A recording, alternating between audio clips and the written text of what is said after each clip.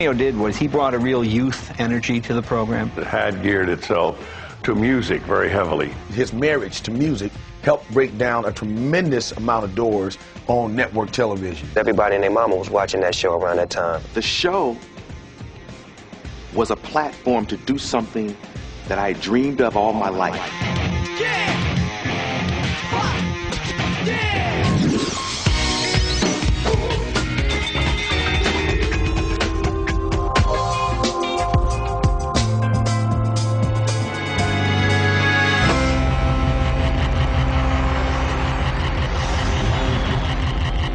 My favorite souvenir was a cartoon that was 3 frames, and the 3 frames had a title above it that said, How to Get a Hit Record.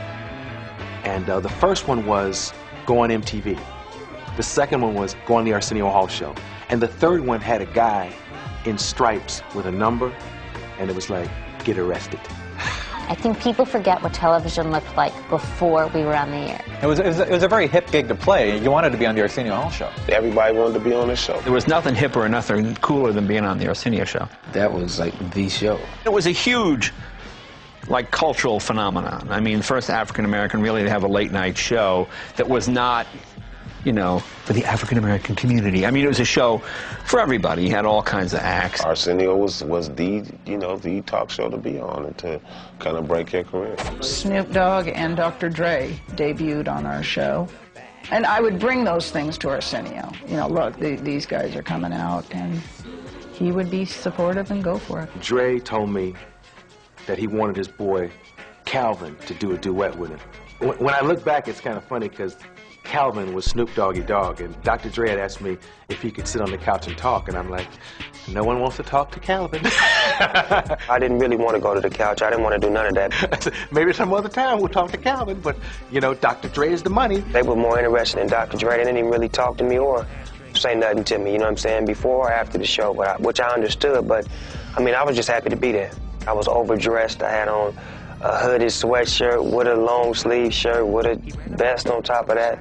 Just, you know, being nervous and unprepared, but I think I did a good performance, though. Calvin blew up, and the next time he came, it was Poetic Justice.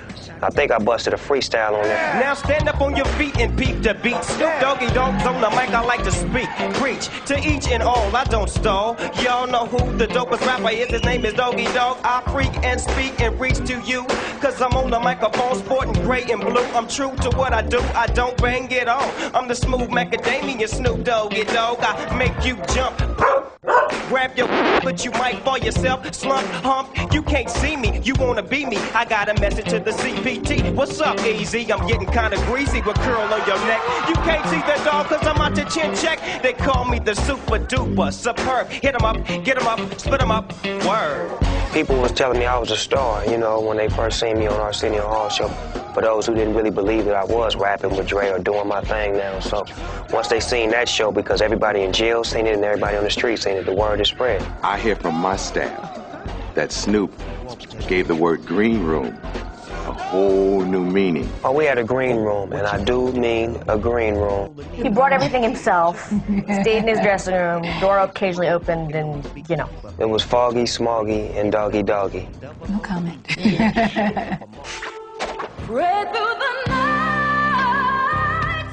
I was at a restaurant called the Ivy over on Robertson. I'm sitting there talking to this girl, lying to this girl, and Tommy Mottola, who I only knew as a name in songs when I was a kid, you know. Tommy Mottola walks up, introduces himself, gives me a tape, and he says, look, I'm not asking for a favor. I just want you to listen to this. And you tell me what you think. Call me tomorrow. And the tape was Mariah Carey singing. Treated me kind, sweet destiny.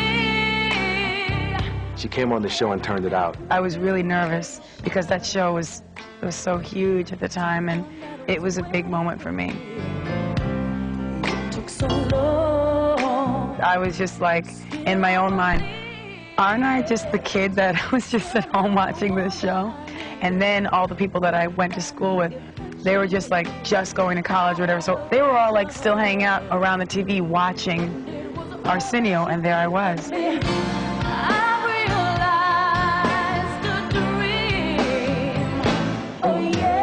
I've seen many careers change from performances on the show. Mariah Carey's life kind of changed.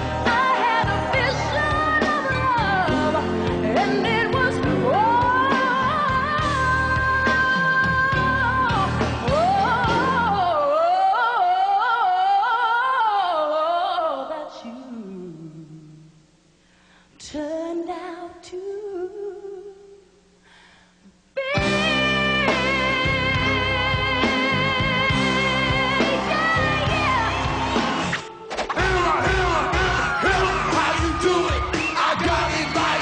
MC Hammer, well, we gave him the debut on the show, and Arsenio was very, very much a part of the beginning of his career. I was on Sunset Boulevard. I was staying at the Hyatt, and Arsenio was at the comedy club next door. A young man named Stanley with glasses came up to me in front of the Hyatt Hotel. You know, I seen him on the Joan Rivers show, and I really loved him and everything. And it's like it was off the air, and I was like, man, check this out. This is my tape. I go by the name of MC Hammer. His first comment was, yo, man, I'm gonna get this to you because I'm a big fan, but I wish your show was still on, man. I wish your show was still on because I know ain't nobody else gonna feel what I do, you know? And I said, ironically, I'm probably gonna do another show. And he said, when you get your new show, you know, put me on the show, man, because I love your show, and I'm gonna blow it up when I get on there, you know. And he was like, all right, man, all right. Every drunk on Sunset says they're gonna do another show, you know. I swear to God, I'm doing another show. But sure enough, I did another show, and I remembered that guy. And the next thing you know, he had his show, and he invited me on the show, and it was fantastic. And that's how I met MC Hammer. It's a great story, you know, two cats on their way up, meeting in transition, and making it happen, being blessed. Thank you for blessing me. What am I to run into? I feel it feels good when you know you're down. We, put MC Hammer on the show for the first time, and Hammer was really loyal to the show, and particularly to Arsenio. I know I was on Arsenio's 5, 6, 7 times. When he came to the show, he really, let it roll. You can't touch it.